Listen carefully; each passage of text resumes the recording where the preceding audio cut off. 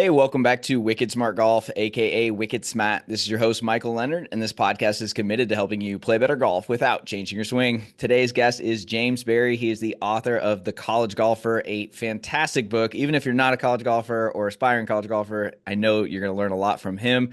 He's had an extensive playing career. James, thanks so much for being here, man. Happy to be here, man. Definitely. You have a super cool story. So I want to get right into that because what's crazy about golf is this no one has the same story. And yours is definitely one of the more unique ones. So let's take us back a little bit before you are a published author helping players and think better. You have some great content on Instagram with strategy and mindset stuff. So before you became this version, where did golf start for you and how did we kind of get here? Well, yeah, it goes way back. I started when I was 5, right? So my dad showed up one day with 2 sets of golf clubs for my brother and I. That's how it started. And there were no lessons. There was nothing like that. It was just Just figure it out. take it out to the backyard and see what you can do. That we both got hooked on it, right? It was pretty obvious we got hooked on it. We also both played multiple sports, but we really got into golf. So I was playing golf in high school. I was on our high school team when we won a state championship. So we were pretty competitive. I'm from Northern Michigan, so like it's not exactly a golf mecca in terms of producing high level players. It is a Mhm. golf mecca if you want to play great golf. Like there's some amazing courses up there. But I always had aspirations starting probably at like 13, 14 that I wanted to play professional golf. And excuses aside, we just didn't have at the time a sort of a funnel to figure out how to do that. I'm old, right? I'm 45. So when I was in high school, we didn't have the internet. So I know it's hard for people to understand that who have had the internet, but we didn't have any information on how to do anything. So getting recruited in college, figuring out how to play, what's the track to be a professional golfer? Like none of that was really available Mhm. except for what we had through like my high school coach. And he was a great mentor. Again, he didn't really have a path laid out for me. So I got a couple of offers from D2. I remember this, but I didn't even know what a D2 school was. I had no idea. It sounds ridiculous, with all the info out there now, and having been a college coach, it seems ridiculous, but I didn't know what it was. And I thought, well, some of my teammates got scholarship offers to go play at University of Michigan. And I thought, well, I should be playing with them because I think I'm as good as them. I didn't get that offer, and so I said, I'm just going to turn pro. And so I moved from Michigan with my How, brother. how good were you at the time? Like, were you like really like lapping the field in high school? Did you feel like really good, or are you just like, I'm going pro? No, I was an all-state player in high school, right? So, um, no, no. So the scores in high school when I was growing up, like a mid 70s average was excellent. It Oh was yeah. not at Yep. all what it was. I mean, like I know. nowadays, like I would have gotten crushed, but in my little bubble where I was pretty good. I was an all-state player, like, but two of the players that I played with were all-state super teams. So they got all the attention, sort of in Michigan, and they got to go to play at U of M. But I was good enough. But here's here's one thing that I could do. I've always been athletically gifted, so I could move it. Like I've always been able to hit it a long way, and that skewed my view of how good I was for Mhm. sure. I thought for sure because I can hit it a long ways, I must be good, and I must if I can just figure out these other things in the game, like I'll have it figured out. And so this is long before TrackMan, long before any of that stuff, right? We had no idea what my performance numbers were, or any of that. We figured it out later, but like at the time, I just thought it's just going to take me a little bit of time. I'll pick up on the short game. I'll pick up on the putting. I'm already pretty good. I hit it a mile. Like I'm good to go. And I couldn't have been, further from right. And then golf happened. So you were a solid player. It's not like you were just like trying to figure it out. So then you moved to Florida, and this is the early 2000s. Yeah. Yeah. Okay. I think 2000, I think 99 or 2000, we went down there Okay. and I played on events on the Fort Myers City tour. And there were some dudes down there that you would remember. What was like that first tournament like? Do you remember when you decided to turn pro? I know it's still just a round of golf, but did it feel different? 100% different. I was scared, out of my mind for sure. You can I'd cuss, never don't felt worry. okay, yeah. So scared shitless. Like I never felt that kind of nervous pressure before. There were proper tour guys around. I mean, Florida's Florida, right? Like it was a Sure. whole different level of golf. And I got waxed, right? Like repeatedly, was just getting worked over and over again. And I found my footing a little bit towards the end, but I never even sniffed a purse, nothing like that. Mhm. But again, it's wild, but like I could always perform physically really well. And so that always kept, in the back of my mind, I thought, there's something about what's going on in my game that I just haven't figured out. but Hmm. like physically, I'm as talented as anybody here. So I must be able to figure this out at some point. So that's kind of what kept me in, even after getting drummed repeatedly. Like it would always keep me in the game. Yeah. And I always felt like if I could just figure this out, we can get to this later because I think I did eventually figure it out, but it's too late. Hmm. But that was what kept me going, right? It was like this ability to hit it a long way and have physical talent and all that. I always Hmm. felt like I could do it. So it was more of a short game or mental side at that point, then you think, looking It was back? a combination of all sorts of things for sure. Okay, But gotcha. when I first got down there and started playing, I was completely overwhelmed mentally for sure. And I you're went 19 from years old, right? So I mean, like Yeah, our brains aren't developed until we're like 25. So that's right. yeah, yeah. And so I went from a player that was very aggressive, bomb and gouge. Like then I'd get out there against those guys, and I got very conservative, and so that Hmm. didn't work for me at all. So It you was just like, went totally against your game plan. yeah, right. Well, I was making a whole bunch of mistakes. I was, Hmm. whatever. And so then I went the other direction, got conservative, and then, was shooting 81s and twos, right? It was just Sure. like I totally fell off. And then what made you move to Scottsdale? My brother was there. So he went from working at Callaway in California. He went to Scottsdale, got a job at True North. So he was doing the whole, teaching thing out there. And he eventually got out of golf, but he was there for probably a year before I got there, and he was just kept telling me how amazing it is. He's like, if you want to Hmm. be a golfer, man, you got to come out here. You got to do this. So I went and visited once, and I think it was like February. I'd come from Michigan, and it was like Scottsdale in February. Yep, I was gonna I was say like, it's pretty dude, nice out right now. I will be there. I will be there in 2 weeks. Like Yep. then that was that. Uh-huh. And so then I was there, just on my own with a suitcase full of clothes and my clubs. That was it. Full of golf clothes, pretty much. And that was when the Gateway Tour was just booming out here. So you guys that don't know, that was like the mecca of mini tours. It seemed like I've talked to several people on the show that used to be on there. A couple of guys in the AGA used to be on there, and then they got their amateur stats back. It sounds like some of the most, and a lot of guys went on to play on Corn Ferry and PGA. Like it sounds like very, very competitive. You guys had huge purses, huge fields. What was it like? Was it different than the Florida thing? Was it even bigger? Totally different, completely different. Yeah, it had Okay. a whole different feel to it. And I was only able to. It was very expensive too, though. It was still 1,100 or something. Even then, it was like 1,100 or Wow, that's like yeah, 20 plus years ago. Yeah. yeah. It was between 900 and 1,100, I think, at the time, just to get into events. So I'd have to work. Dang. Yeah, so I was doing it all Yeah. backwards. Like I told you before we came on, I was doing the whole thing backwards. I'd have to work and work and work, save money, have an Hmm. entry fee, go play, feel all the pressure of trying to, make a cut and make a check, all that stuff. Because in my mind, Hmm. I'm like, well, I have to be a tour player. Like this is what I want to do.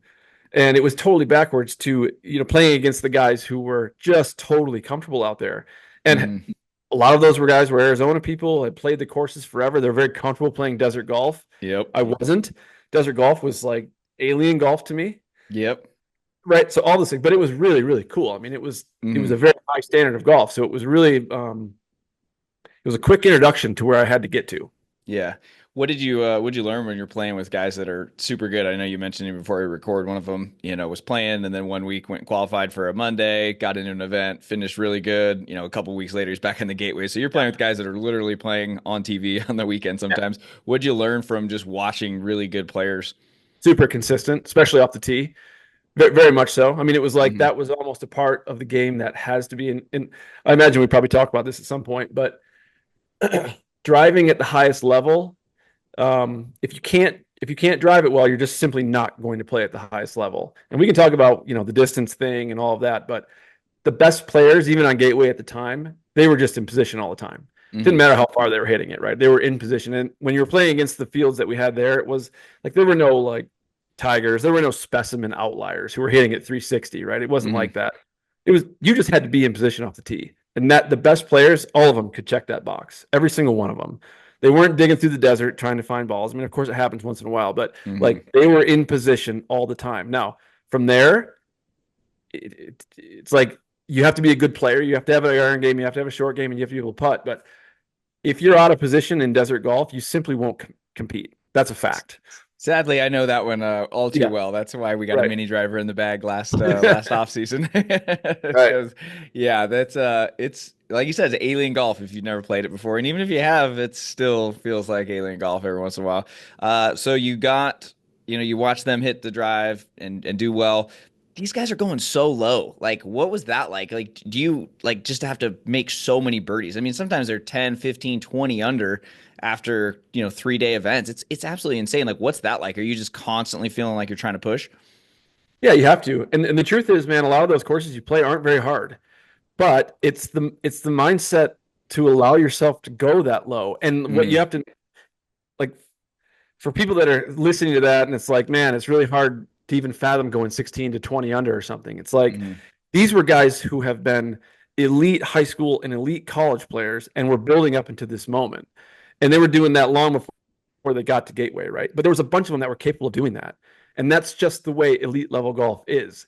There's that many elite players sprinkled out across the landscape of golf that's just the standard that you have to, hit you have to ascend to, mm, especially in a place where the weather's not a factor, right? The courses are always really in really good condition, and a lot of them aren't that hard. Like you could just like the old Papago, right? Like you go to old Papago and guys are 20 under. It's just not that hard. There's not mm, that much trouble. And that happened a lot. And there was harder courses for sure, like Quintero and the other ones that you just can't miss the fairway. But for those courses, like I mean, Moon Valley and Pavago, and mm. like those guys were just automatic, and Yeah. they were always in position, and they were very accustomed to shooting low scores for Yeah. sure. So if you were out there just trying to make the cut and shoot 72, and like you're just going to get dusted, it's a Uh-huh. totally different mindset. Yeah. What do you have any highlights, or was it just all learning moments before you hung it up on this stage of pro golf? I mean, yeah, I missed a lot of cuts. There's for sure I missed a ton. It wasn't that fun, to be fair, getting my brains beat in a lot.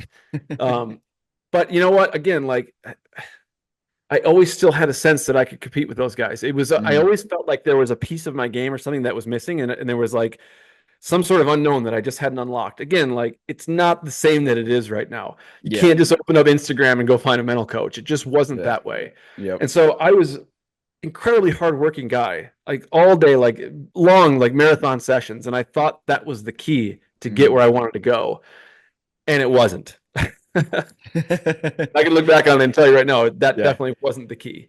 Yeah. Okay. So what was the tipping point where you're like, all right, I'm done with this? Yeah, I was at a low. So I had missed probably, I don't even remember the number, 8, 9, 10 cuts in a row. And it was just like I was getting pretty high level, anxiety and Mm. just really kind of repulsed by the game. And at some point, I was just like, I need to step away from this because if I ever want to come back to this, I have to Yeah. figure out what's going on Uh-huh. because I can't just keep shooting 73 and missing cuts by two or three or four and just Yeah. every week, like and there was many factors, right? I was not a guy with a big budget. I was doing a lot of things on the side, and like I had some help from family, and I just didn't have a big budget, so I had very Mm. little wiggle room when I was playing. And so that stress, coupled with just missing cuts by a little bit, and then driving, all over the valley, and like, Hmm. you know, every tank of gas is like, am I going to be able to fill this one up? Is the debit card going to make it? It's like that whole Yeah. thing just stretched out over time. It was just I had to step away, Totally. and so, but that was it, man. I never went back. Yeah, no, that's it's so hard. People just don't understand all the financial aspect to it. I just saw an Instagram video earlier today. I don't know if you saw where the guy broke down pro golf expenses, and I mean, it's I just shared insane. it. Oh, is that the one? Yeah, okay. I saw it on like 4 different accounts. I was like, that Yeah. is absolutely crazy. Yeah. He So I hit mean, yeah. it's such a grind, and golf's already so hard, and then you have that pressure aspect to it. So then, what's kind of the next step? Because you have like I said, this is kind of the fun part of your journey where it's very you took a different turn than most. So what was the next few years like, and then how did we kind of fall back in love with the game? Right. So at 24, probably, I would say I stepped away from golf completely, went and worked with my brother, who was also in Scottsdale, running a construction What did company. it feel to not be doing golf anymore? Did it feel Great. good? Yeah. Yeah, no, I needed to change for sure. Hmm. Like I definitely needed to change. I needed to just focus my attention on other things and just kind of live a normal life because I was just Hmm. not living a normal life at all. And so that lasted about 2.5 years working together. But Hmm. within that time frame, I was starting to get the bug of getting to play bad because my brother's a big golf guy too, and we'd go out and play and we'd do stuff. And it was like, Yeah. man, I still have this idea in my head that I want to be a tour player for sure. It's Hmm. like I can't get rid of that. Yep. And then randomly, like I was telling you before we started, I had a buddy from Colorado. He called me and he said he was a college golf coach, and he said, I'm coming to Scottsdale with my team. Can you just come out and just hang out with us and play around a golf and we'll just see what happens. And I said, sure, of course. And so we went out and played. And I happened to have a good day that day. And I think I beat a few of his guys or whatever. And like he jokingly looked at me and he was like, "Hey man, you got any eligibility left? You want to come back and play?" Because he knew, like I had known him for a long time. He knew I didn't go to college. Yeah. And it just got my wheels turning. I thought, you know what, man, like that's an interesting thought. I'm 20. I was at the time, I was like 27. And it's like, I don't know that I could go back to college right now. Um, but I had always been, I think really what made that transition happen was that I had always been taking college classes up until that point. I was just going to like Paradise Valley and Scottsdale Community. And I knew I was eventually going to get a degree. Hmm. That was just part of what I wanted to do. I like school, whatever, but I was already in school at the time. And had I not done that, I probably wouldn't have gone. But it was like I'm already a college student currently, so I Hmm. still could relate to that life a little bit. Yeah. It's not like you went from just working 9 to 5 to then all of a sudden having to be a No, college golfer no. and going through the classes and stuff. Yeah, but so he left, he took his team, and then I called him probably 2 weeks later, and I was like, "Man, are you serious? Like, what do you think about that?" And he and I are the same age. He was like, "I don't know." He's like, "You really want to do that?" And I thought, I really want to play again. And Yeah. so the idea of being able to go back to school and play 40 or 50 events in a competitive environment, it was D2 golf, but like there's plenty of good D2 players out there and good tournaments. And he was like, "Dude, if you're crazy enough to do it, I'm crazy enough to bring you on." And so I went to the NCAA eligibility center, and like I had to give him my entire life. I had to give him like the last 7 years of my history, and I played these professional events and all that. What really helped me was that I didn't make a lot of money as a pro. Right. Right. So that was that. And I don't know if that factored into their decision, but they granted me 4 years of eligibility, long story short. So I decided to do it. Yeah. So at 29, after that whole process was over, I moved to Colorado and went back to school.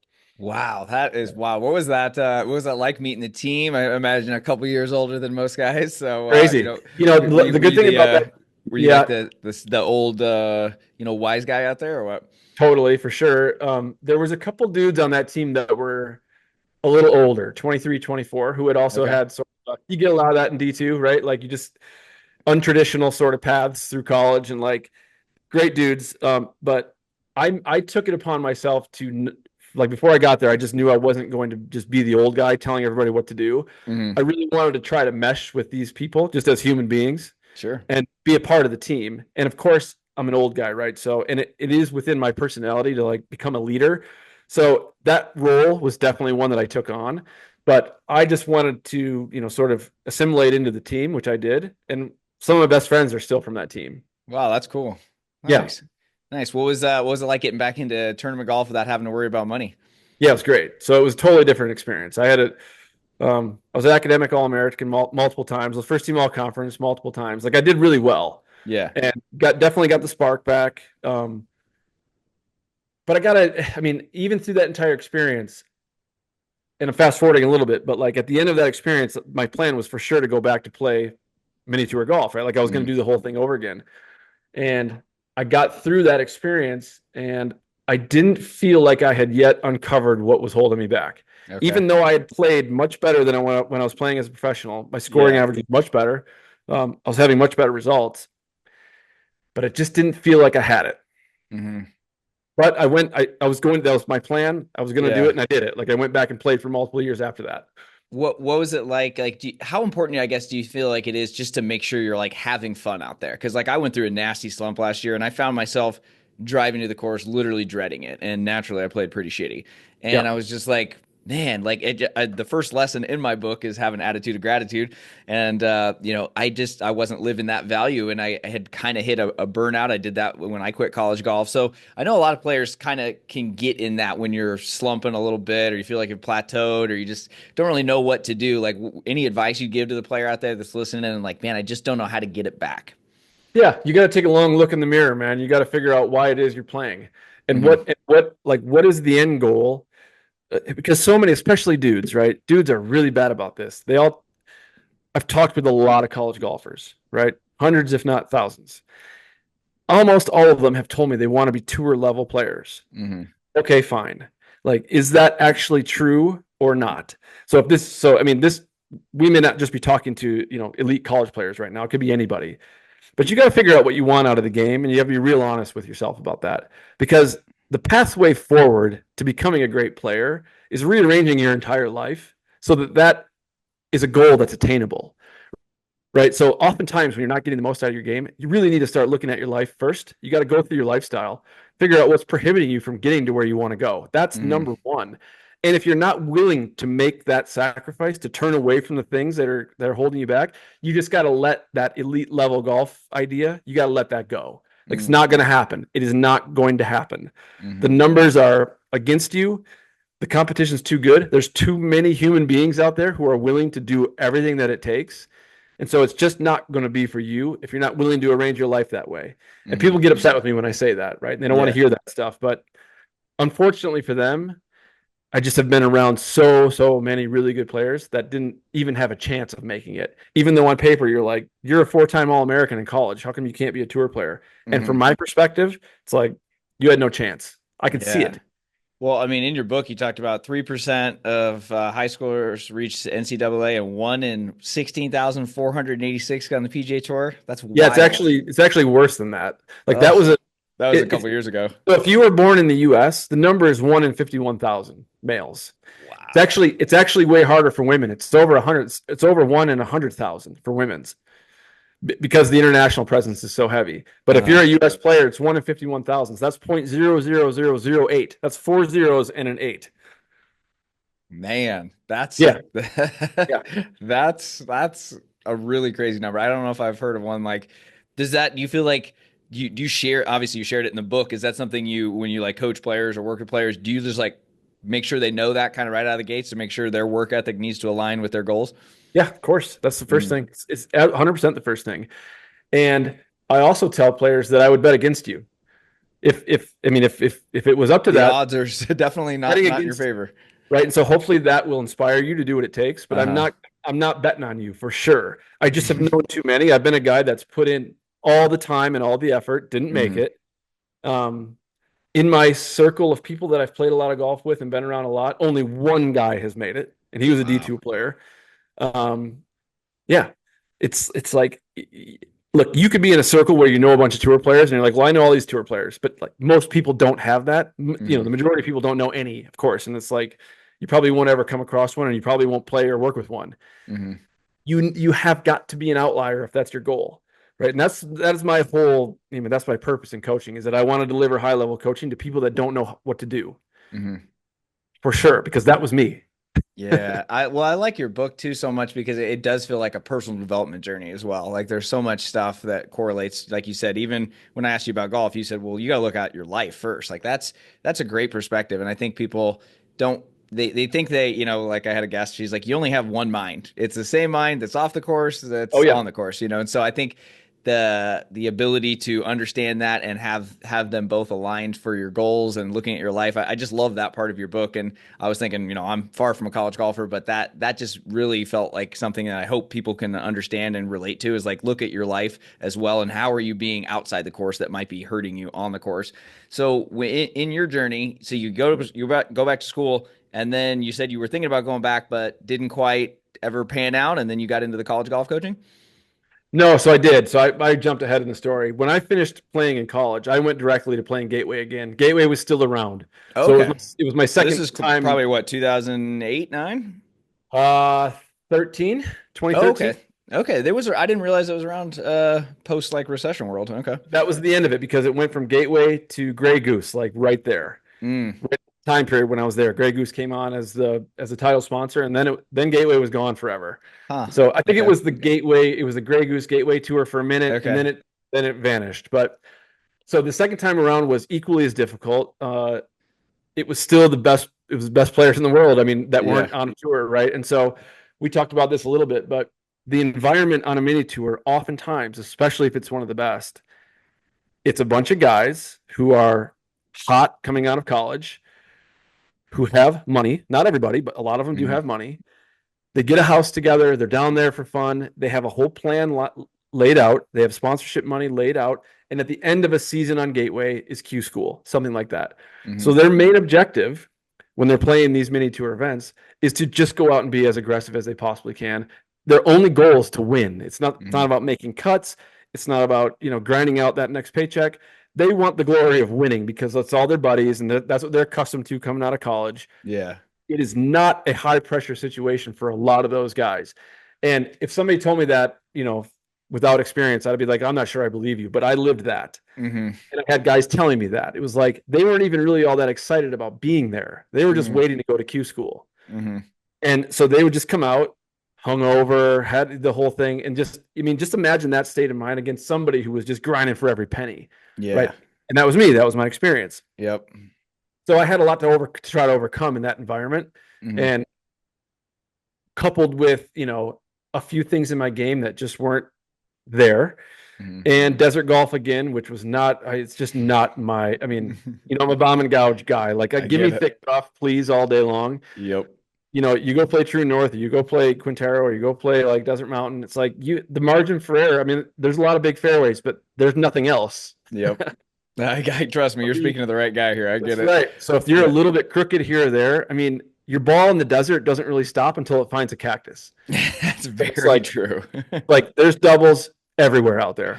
Yes. Yeah. Oh man. So eventually you tried it. Did you still like you feel hadn't unlocked that mental component then that you feel like was, I know you said there was parts of your game, but when did the mental piece really like start to kick in, or was that more when you started coaching college golfers? Yeah. So that not achieving my goal on a mini tour was highly impactful for me. It inspired me to try to figure out why. Hmm. Right. And so I got out of competitive golf. I spent maybe 6 months just on my own before I took a job as a college coach. But right from the start of that experience as a college coach, I just started doing as much research as I could because finally we had the internet. Yeah. There were resources I could get a hold of, and I Right. needed to figure out what it was that was kind of holding me back, mainly so that I could help these dudes that I was coaching, Hmm. right? But it was that like I was on a mission to figure that out. What did that look like? Because I always joke about I mean, I've done everything I feel like to try and unlock different parts of the mind. So what did that look like for you? Seminars, books, podcasts? What was that like? Yeah, mainly books to start for sure. I dove into I thought like maybe it was a technical thing first. So it was Hmm. like I was into all the technical books, right? It was Pell's work, it was all the stuff. So I went through all that and I'm like, that's not helping me at all. Like that's not it. Yeah. It was a two-part for sure.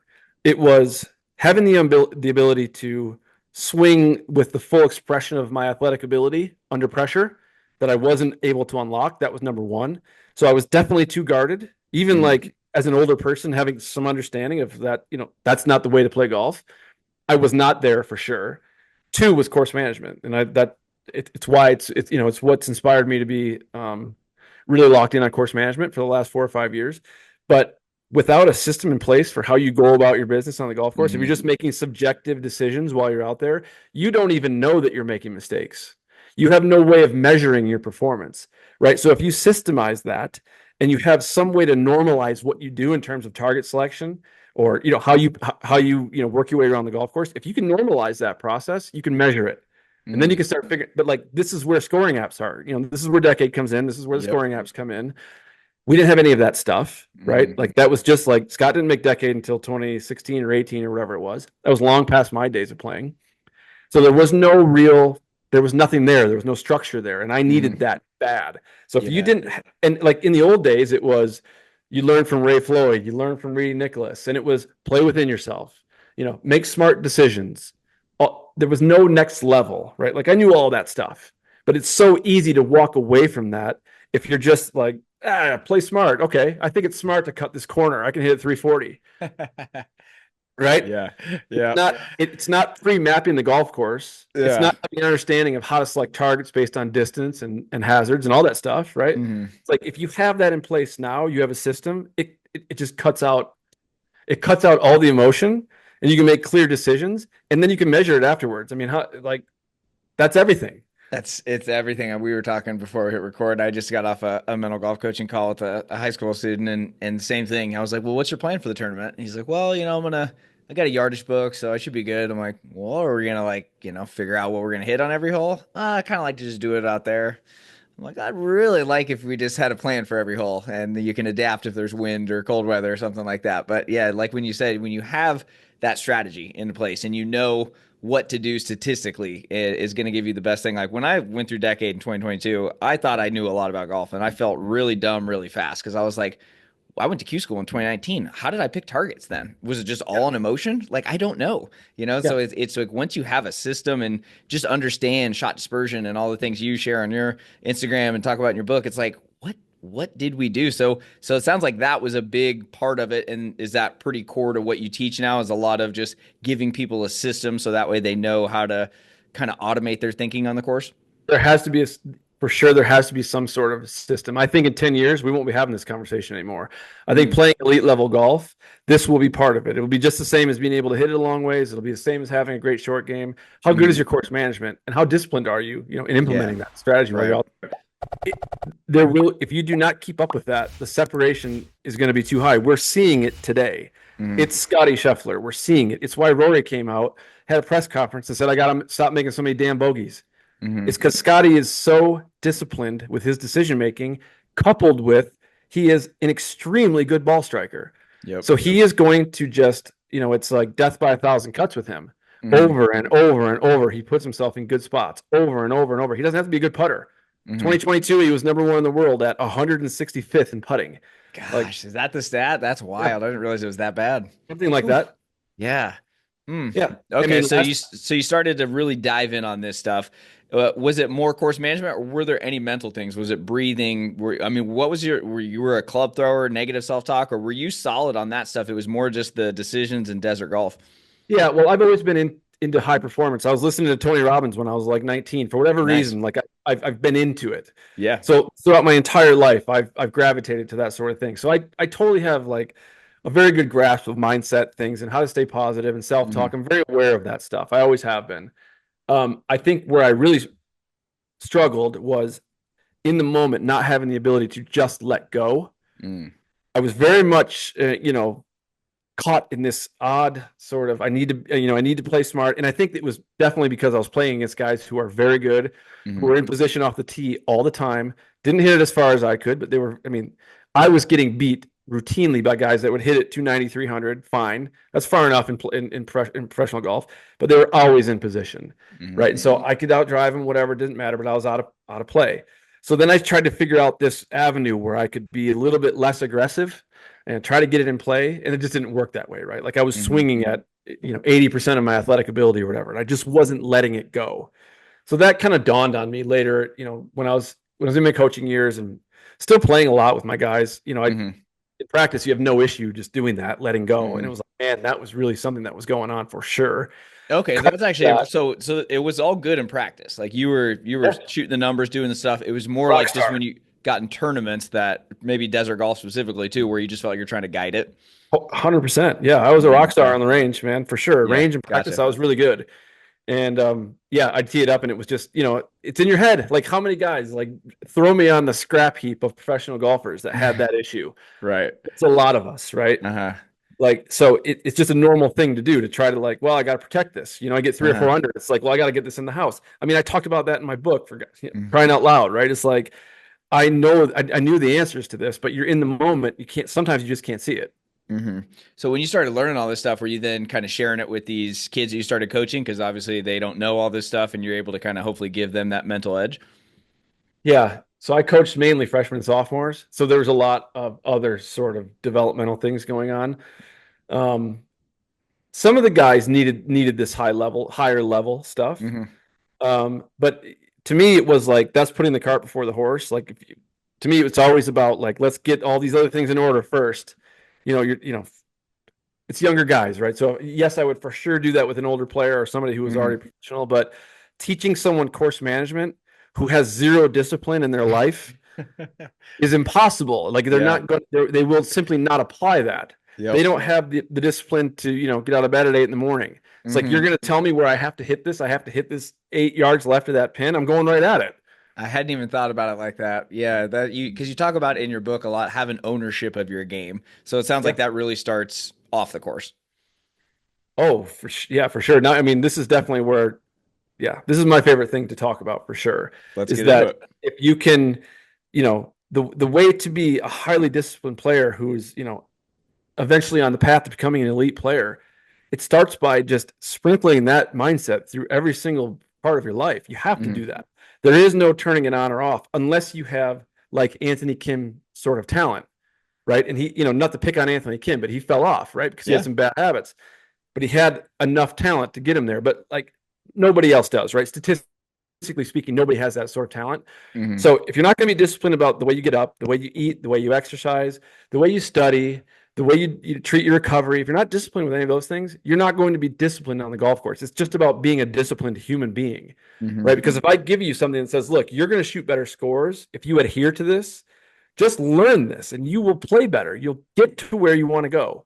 It's like if you don't have your life in order, to accept that sort of mission, you simply won't do it. You're just not. And I know I have had this experience many times. Hmm. I know they won't do it. It's Yeah. like I, I I talk to college players who are currently using decade, and Hmm. they don't know how to use it. So Hmm. it's not being pushed by the coach. It's not, fine. You can have it whatever way you want to. I'm just telling you the path forward to become an elite level player, Yeah. right? Not every tour player uses decade for sure, but I can promise you they have a way of picking targets. Hmm.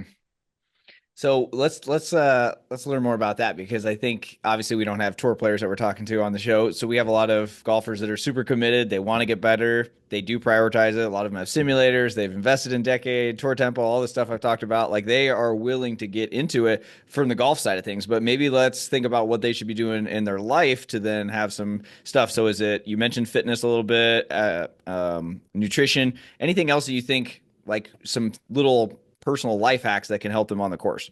Yeah, it starts number one with making a decision of what you want to be as a golfer. You got to figure out that image Hmm. and you have to make that part of who you are. You have to take action in accordance with that image. Hmm. That's how it starts. It's the only way you're going to get there. It's the only way to make this stuff part of your identity.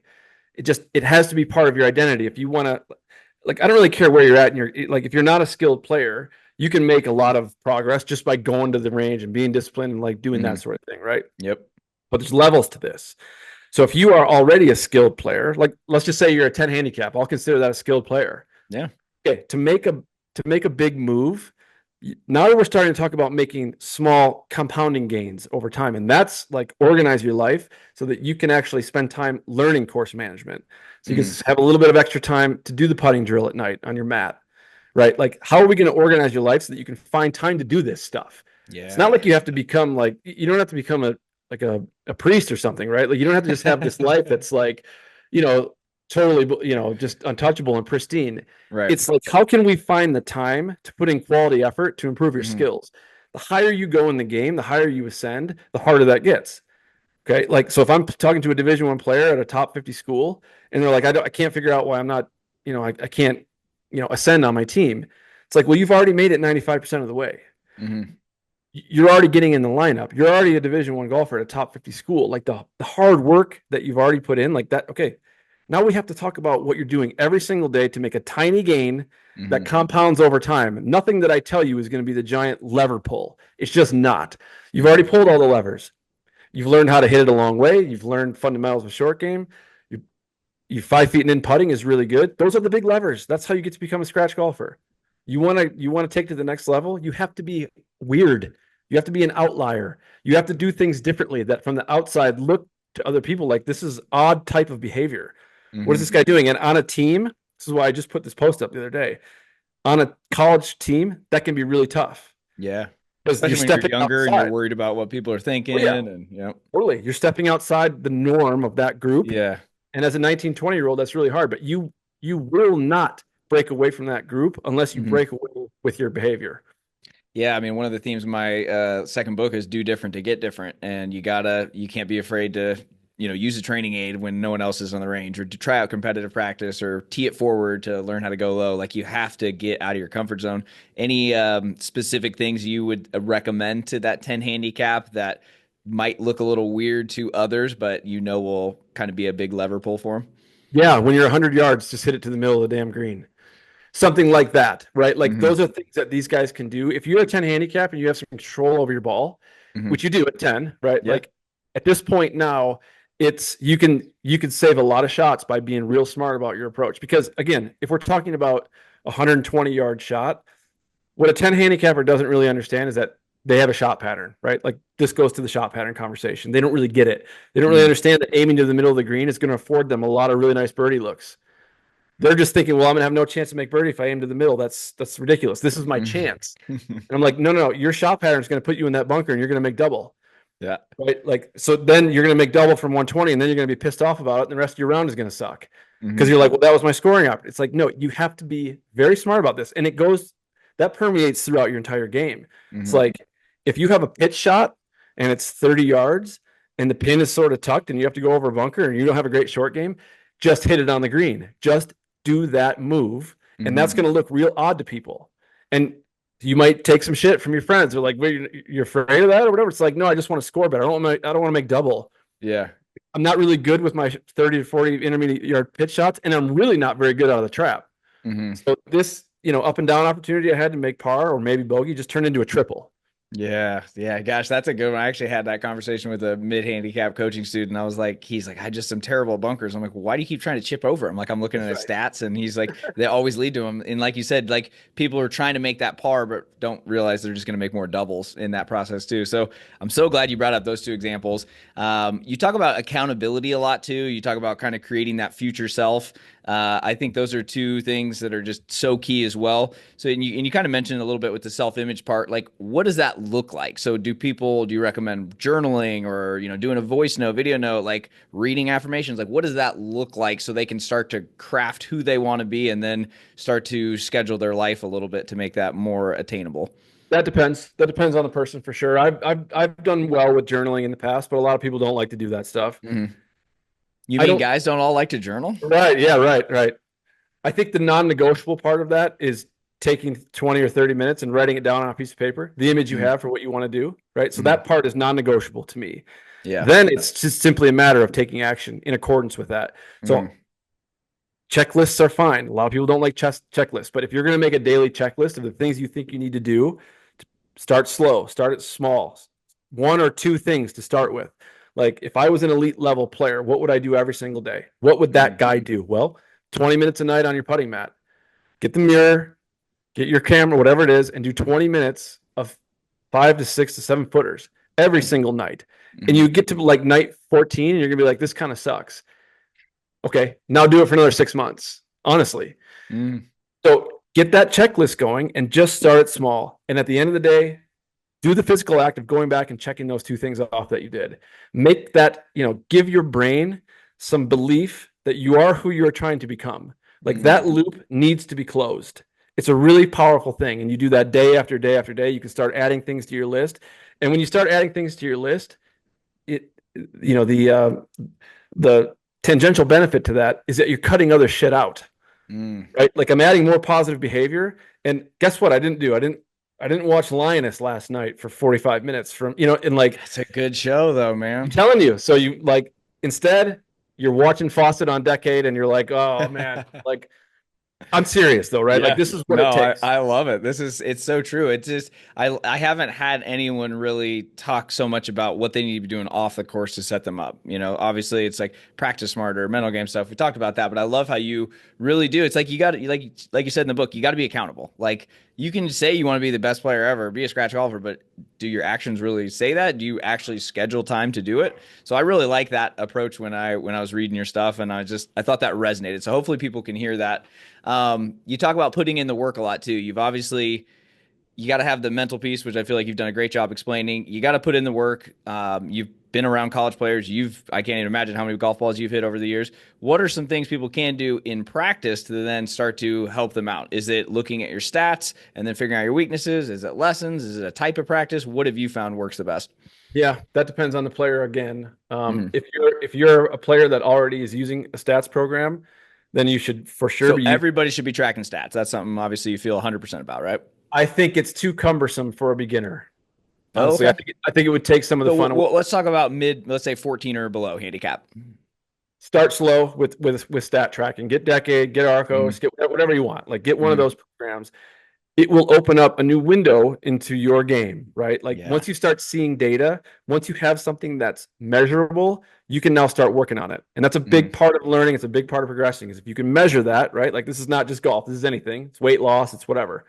It's like once you have something that's measurable, you can improve on it. Mhm. So, but again, it's a little bit cumbersome. But these apps are getting so good now that they're actually tracking where you are, and you can. I mean, like it's Yeah. not when I first started doing stats, you're going back afterwards, 20 minutes after the round, and you're like, how many feet was I from the hole? Yep. Like, was that putt uphill and left to right? It's like, Yeah. it's gotten a lot easier. Hmm. But if you do that, if you track your stats for long enough, it gets easy, right? It Hmm. gets easy. It just becomes part of your experience. But like that's one thing that can really help drive your practice for sure. You can really uncover your weaknesses. The other part of that is like, I don't really care how much time you're spending with your practice. It's like, it's just got to be quality effort. Mm. You just have to put in a quality effort, and you have to have a little bit of a plan of what you're doing. And again, like 20 years ago, we didn't have this. We didn't even know what a damn practice plan was, Yeah. right? But now it's like there's so much information available on that. You could go find, a guy's got a PDF on a practice, whatever. Like you can find Hmm. that, or just make your own. Separate it by time. Just do 15-minute segments of different things in your game, Hmm. and make it purposeful. Like if you're doing ball striking, like yes, just go through your pre-shot, select your target, all that stuff. Have a little a pen and paper and mark down some things, right? Hmm. Close that loop. Get a little bit of evaluation and close the loop. Like that's an incredibly powerful tool that nobody does. You go to a driving range, nobody's doing that. No one. It doesn't have to just be drills all day long. That's Yeah. ridiculous, right? Like Hmm. that's ridiculous. So if you're working on short game, learn the fundamentals. Period. Learn ball position. We can start getting into like VSP and like dynamic loft and all that stuff. It's like, don't worry about that. You see like I've the I've best never short even game, worried about that, and I'm a pretty right? good player, so yeah. Right. Like the best short game coaches in the world are constantly talking about that. It's Yeah. like, don't worry about that. Like, Yep. figure out how you can make solid contact for Hmm. starters, right? And so get a lesson on fundamentals in short game. And, by all means, figure out a T-ball that you can get in play, Hmm. right? Like, that's it. So, like, if you're going to get a lesson or something, just get some basic driver fundamentals so that you can get it off the ground and get it going down the fairway. Hmm. The rest is just like it's a slow progression, right? Throughout. And like the iron game, yeah, it's hard. You got to put a lot of work in, but you also need to know where to hit it. That's where course management comes. So it's like Yeah. it's a robust challenge. Hmm. Like start very small and start with purpose. Hmm. That's going to get you there. That will be the biggest, lever you can pull. I couldn't agree more, man. I love going to the range, just watching people. I'm like, what are you doing? You didn't even warm up. You're hitting driver already? Like, you just see these people getting like super mad sometimes, which I've definitely been there in the past. And I'm like, well, no wonder I was freak out and being a psycho on the golf course. I was getting mad in practice. So it That's is kind right. of funny, how that happens. So you've given us a lot of great stuff for the mental side for practice. One thing I like too, you're talking about in your book, and maybe I saw it on Instagram too, but you're talking just about like post round stuff to do. I feel like that's an untapped area. Obviously, we talked about tracking stats. What else should people do after the round to reinforce good habits and learn from the round? Number one, most important thing you can do is not talk about your negative shit after the round. Okay, that's number one because we talk about this like it's a technique in psychology called anchoring, and your mind is looking for anything it can tie emotion to, right? To Mhm. store for later on. That's a principle, right? So if we're going to sit down and think about our round after we're finished, we only want to think about the good shots. So I think I usually use this in the book or in a master class, but you go to a college golf tournament, you sit around and watch everybody eating lunch. What are they doing? They're all talking shit about their game Mhm. all day. Like I four putted over here, I pumped it OB 3 times, and everybody's laughing. Yep. All of that emotion, right? You're tying that, you are anchoring that into your subconscious. So if you want to be someone that's going to separate, you need to go spend 15 or 20 minutes and just anchor the positive. Just go through all the good shots, go Mhm. through all the holes, and then you can go back and do your full evaluation later. You can take a look at your entire Mm. game later. Well, Okay. you have to, right? If you're going to enter Yeah. stats, like you Yeah. have to Yeah. do Yeah. that. But And that's just a really, focus right after the round, mainly on the positive and anchored in. I like that. you're actually going to like it. I mean, it's actually a fun thing to do. It's a fun Yeah. exercise to go through. You will actually get rewarded with a little bit of dopamine or something. It's going to feel good to go through your good shots, Hmm. especially if you can stay focused on that. It's a Hmm. little bit of a meditation type deal. Sure. But it's incredibly important to save those memories for the next time you're on the golf course, right? As opposed to Hmm. having the memories of pumping it OB 3 times. But that's Yeah. what happens, though. Honestly, like whenever you see a player who 100%. I mean, who it's not just college makes, players. It's anybody right, in the 19th no, hole. we've all seen it, right? Like a guy will just pump one OB and he'll be like, every time on this hole. It's like, what do you think he's thinking about? Hmm. Yep. It's that basic. So this is one of those things that nobody does. Nobody Yep. does, right? If you can do that, you can start. That's one of those like, I mean, how can we measure that? It's really hard to measure it. It's Hmm. intangible. One of those things that you can do over time if you do it long enough. It's really going to help for Yeah. sure. Love that. Yeah, man, that's a good one. You mentioned that a few times. Like, don't complain. Golf doesn't know you anything. I think that's such a big principle that I wish people would resonate with more. It's like I've had a few coaching students lately, and it's like I'm putting in all the work. Why am I not seeing the results? And I'm like, well, it just golf doesn't know you anything. Like it just you don't know if it's going to happen. Any other things you recommend people doing in between rounds with the mental side of things to set them up for success? I don't know. I don't think we talked about routines at all yet, but I know you've obviously talked about that in your book. Anything mental wise to just kind of set them up for more rounds where they're going to play better? Yeah. So if you are a person that struggles with things like fear of failure, or if you've got some anxiety, I mean, those things typically permeate throughout your whole life. It's not just your Mm-hmm. golf. You got to root that stuff out. That Mm-hmm. is super important. You need to take a full evaluation of your life, and you need, like, you name it. Like, it could be a guy that wants to go talk to a girl and he's afraid to do it and he won't do it. He talks himself out of it. Mm-hmm. That is the mindset that's going to creep right into your golf game. It could be anything like that. You're afraid to raise your hand in class. You're whatever it is. You don't want to talk to your boss for a raise. Any of those things. All of that crosses over into your golf game. You need to become a person that is capable of catching a thought in your mind, dismissing it, owning it, and dismissing it. And I mean, we could talk about this if you want to. I mean, there's definitely like protocols you can go into for this, but you have to be able to catch those thoughts in the moment, Mm-hmm. dismiss them for what they are, and then engage your mind in the proper move, like a positive thought. I mean, affirmations or whatever. It really is. You got to get yourself back into a positive train of thought, Mm-hmm. and that usually means like engaging in something. So it's something more than just like, no, it's okay, I've got it. Like, that's okay, that's fine. An Mm-hmm. affirmation is better than nothing. Yeah. But like, you should, if you really struggle with that, if you're a player that stands on the tee and you're just like, I can't get over this, man, like, Mm-hmm. your time on this hole, it's like, let's look at your entire life and figure out if that's something that permeates throughout all of your behavior, because it Mm-hmm. probably is, honestly. Yeah. Yeah. So and that's not something that a lot of people want to dive into. But again, Sure. golf is 100%, your psychology on display. Couldn't agree more with that. Yeah, it's deep work. Most people, men especially, tend to avoid that. Do you? I know you've, like you said, dove into a lot of different things. I've tried hypnotherapy, meditation, seminars, all that. Like, do you start your morning a certain way? Like, do you find any certain hacks or rituals that have really helped you that you think could help others? Yeah, I'm just been deep into this rabbit hole for a long time. So Yeah, that's generally why I love speaking, it. I have a pretty good I have a pretty good outlook and a pretty good sense for my own sort of mindset and physiology. I'm kind of really into that, but I will take what we were just talking about, um, for people that are struggling with really bad anxiety. Um, there's an acronym that they use. It's called DARE, and this was written about. I forget the author's name, but he read his Mm, book. It's the DARE protocol. So it's like diffuse, accept. I forget what R stands for, and E is engage. So essentially, what that means is if you're having issues, you're having these thoughts, the first thing you want to do is diffuse it. Like if you're, mm, especially if you're like a college player or something, and you're on the range and you're like, what if I shoot 82 today? What does that mean? Like you have to be able to catch that in the moment mm, and diffuse it. And by diffusing, it's so what? Who cares? Who cares if I shoot that score? My life is not over. Like, you have to be able mm, to take that step first. The second part of it, the odd part, is to lean into it. Ask your brain for more of it. Give me more of that. Like, how much can you give me? How much actual anxiety can you cause me right now?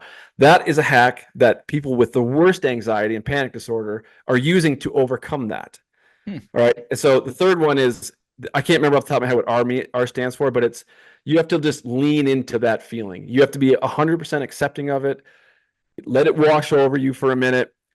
Know that everything's going to be okay. And then the E part, engage. You got to engage your mind in something. So for a golfer, I mean, if you're using that example, like before the round starts, get back into your routine for warming up.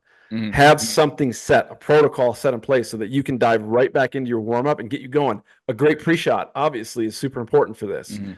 But you have got to be able to catch that thought at the beginning and diffuse it, run through that. And if you get really good at this, it just happens like that. It's Yeah. like, oh, another one of those stupid thoughts. Like, what am I doing? But for the guy that can't catch it and diffuse it, they get caught in a loop, right? They're in that loop and they Hmm. can't get over it. And Yeah. that's the guy that you go to as a coach, you go on, to sixth fairway and you're like, hey man, how you doing? And he just word vomits out the most negative stuff you've ever heard. Like, what do you think is going on in his head? Yeah. Not good. Something much worse than that. Like if he's Yeah. willing to say that stuff to me out loud. And Right. so this is a training tool. It's a mechanism that you have to get in place, and it starts in practice. It starts Mm, in different parts of your life. it has to go, it has to permeate your life for this to actually take effect. Yeah. You got some great stuff, man. I could talk with you all day. I know we got some stuff we'll probably hopefully do part two with you. Before getting into the last question, what is the best place to follow you and what's next for you? Oh, you can just go to my Instagram is basically the place where I go right now. I'll do a little bit of TikTok and I'll get a YouTube going here pretty soon. But thecollegegolfer.com is where I have all of my like, training stuff and my Mhm. things that are, my masterclass and my books that are up for sale over there. Um, but I'm open to anybody who wants to like reach out to me on Instagram. I talk to people all the time. Many college players for sure, but also a lot Mhm. of juniors. So I give them credit, man. There's young guys out there, 13, 14, 15, who are reaching out to me. And it's like I get a lot of, Mr. Barry, thank you. I hate to bother you. It's like I'm just a dude. Don't worry about it, man. Just hit me up. If you ask Yep. me something dumb, I probably won't respond. But if you ask me a good question, it's thought out, Right. like I'm happy to do that. Hmm. So yeah, no, just my Instagram is cool, thecollegegolfer.com. Like, and you can get involved in my masterclass. That's for anybody that's in that. There's question and answer that I'm active in. So it's you can get additional coaching and all of that. But Perfect. there's And that's all also for college golfers. no, that's for anybody. That's for So everybody. Okay, perfect. yeah, Just I wanted to mean, clarify. yeah, the college golfer brand, that's my brand, so to speak. But Yeah. everything that I have is just like we've talked about. It's like I present it to a player who's already at a certain stage, but it's Hmm. useful for anybody who's trying to, it's like all this information on some scale is useful for somebody who's trying to get better. Hmm. Awesome, man. We'll definitely link to everything down below. For the last question, I know you've went really low. You've played a lot of tournaments. What would you tell someone that is playing really good, off to a hot start, maybe had their best front nine, they start to get a little worried. Where would you tell them to go for the remainder of the round so they can keep their foot down and play great? Yeah, there's a really good answer for this. The moment that they're in that sort of space where they're thinking, I got to protect this score, Hmm. that is the moment where you have to catch that thought. And you got to remember, what in the hell did I just do to get myself in this position in the first place? Yeah. All right. So, and if they can do a quick look back on the last 9 to 10 or 15 holes and be like, well, I've been pretty calm. Haven't really been thinking about things. My routine's pretty good, and I've just been sort of quiet and executing. Well, that's Hmm. what you need to get back to. It's like everybody has that thought. Everybody wants to protect a great round. It is the first and worst way for you to lose that round, Hmm. right? Is to be susceptible to that thought. So it's just a matter of catching that thought in the moment and getting right back to what you can control in that moment. And that's just, again, it's if you have a great routine, if you have a great pre-shot, if you have a lot of these things already in place, you'll be able to close those rounds out. But that's a learning experience for sure because you're going to Hmm. screw up a few of them for Yeah, sure. That is definitely. human nature, man. So, but that's it. Like, just catch that thought in the moment and remember what got you into that place. Should help you get it home. Love it. Well, definitely loved all the stuff you shared today. I feel like people's lives are going to be better. The golf game's going to be better. Psychology is going to be better. So thanks for going through your journey and being able to share it with so many. I know it'll have a big impact, and we're rooting you on over here, guys. Make sure to check out his book and his masterclass. Everything's going to be linked down below. And James, thanks again for being here, man. Really appreciate it. Anytime, man. Have fun.